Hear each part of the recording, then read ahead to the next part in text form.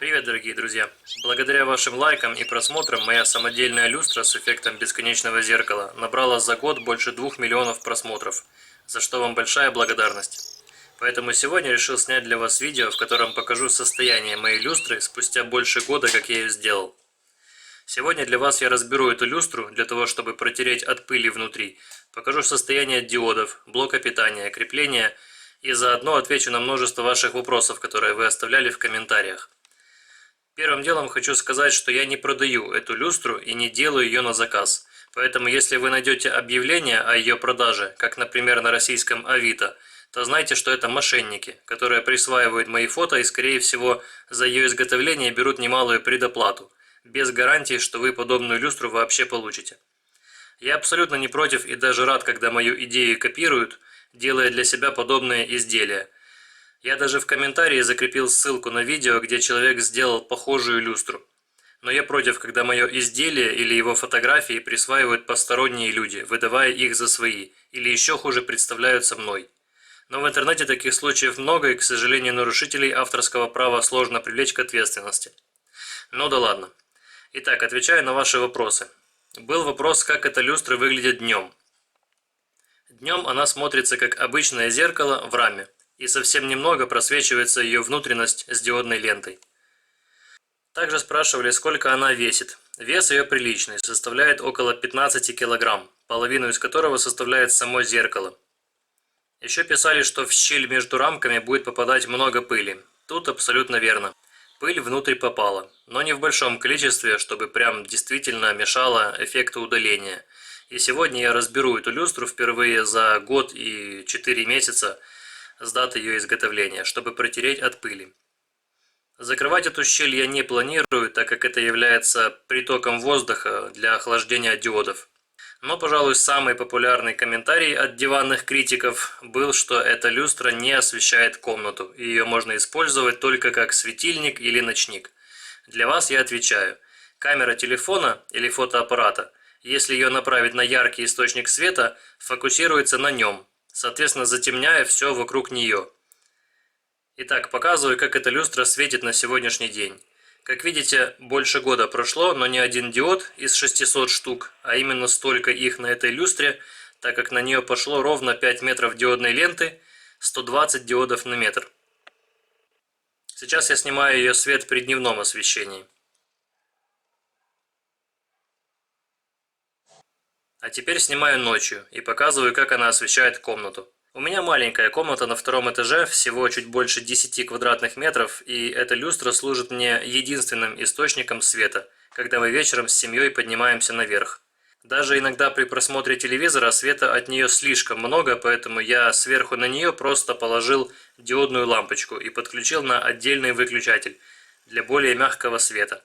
Если вы решите сделать подобную люстру для себя в большее помещение, то можно просто добавить больше боковых элементов для более яркого света, так как центральная часть слабо участвует в освещении комнаты.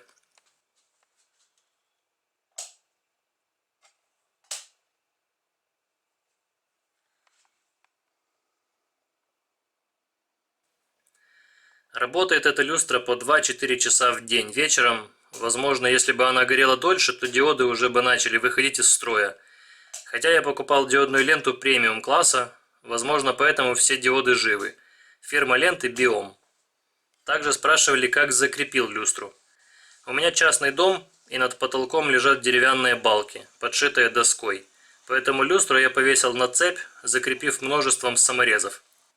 Получилось немного колхозно, но зато надежно. Крепил на совесть, так как сплю прямо под ней. И если что-то случится с креплением, то буду пенять сам на себя. Блок питания для этой диодной ленты на 60 Вт и лежит просто сверху на люстре. Зеркальная пленка, которая наклеена на нижнее стекло, это аналог пленки Armalan Air Silver, 5% светопропуска, то есть самая темная. Я честно скажу, не помню название пленки, которую я покупал, но когда я заказывал эту пленку, то Armalan закончился, и продавец порекомендовал мне взять неплохой аналог, не китайский, на 30 гривен дороже за погонный метр. Хотя сама пленка Armalan производится тоже в США. Единственное, не берите пленку с большим светопропуском, так как в видео это не попало, но изначально я купил пленку 50% светопропуска. И количество отражений было намного меньше на готовой люстре, поэтому пришлось эту пленку срывать и покупать более темную. Чем темнее зеркальная пленка, тем больше отражений и глубже 3D-эффект. Саму диодную ленту я клеил непосредственно на фанеру, покрашенную двухкомпонентным автомобильным грунтом, оставшимся после подкрашивания моего прошлого автомобиля. И, конечно, я не рекомендую вам так делать, потому что, честно скажу, не додумался использовать алюминиевые полоски, которые служили бы как радиаторы для пассивного охлаждения диодов. Так что для себя, если будете делать, клейте ленту на металл. Так она прослужит намного дольше. Ну, вроде бы на все вопросы ответил, теперь для вас я впервые разберу эту люстру. Делается это очень просто, так как боковушки просто снимаются, они ничем не закреплены и держат нижнее стекло с рамкой просто как скобы. Нижнее стекло в раме я также ничем не закреплял и не приклеивал, так как если бы я приклеил стекло, то при изменении влажности в комнате с фанерой, из которой сделана рама, могло произойти искривление, вследствие чего стекло бы треснуло. Как видите, разбирается люстра очень просто и быстро, это можно сделать даже самостоятельно, поэтому считаю, раз в год разобрать люстру, чтобы протереть от пыли, не составит особого труда. Тем более, что хотя бы раз в год любая люстра или предмет интерьера нуждается во влажной уборке.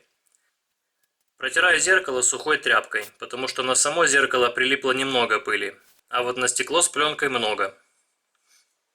Протираю влажной автомобильной тряпкой и затем специальной тряпкой для протирания экранов, чтобы не поцарапать пленку. И собираю все в обратном порядке. Все очень просто. Также хочу обратить ваше внимание на то, как интересно меняется эффект тоннеля от расстояния между зеркалами. С этим тоже можно поиграться и найти оптимальное расстояние для наибольшей глубины отражений, либо сделать кривой тоннель.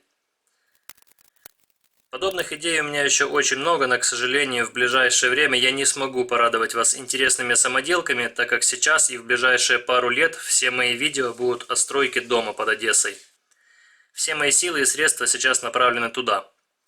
Зарабатываю я немного, потому что, как и раньше, основная моя работа – это такси, поэтому стройка будет поэтапная и не быстрая. Как только стройка закончится и на моем участке появится новая мастерская, я продолжу воплощать в жизнь свои идеи и создавать новые интересные самоделки. Надеюсь на ваше понимание. Спасибо большое за просмотр, надеюсь это видео было вам полезным. До новых встреч, друзья!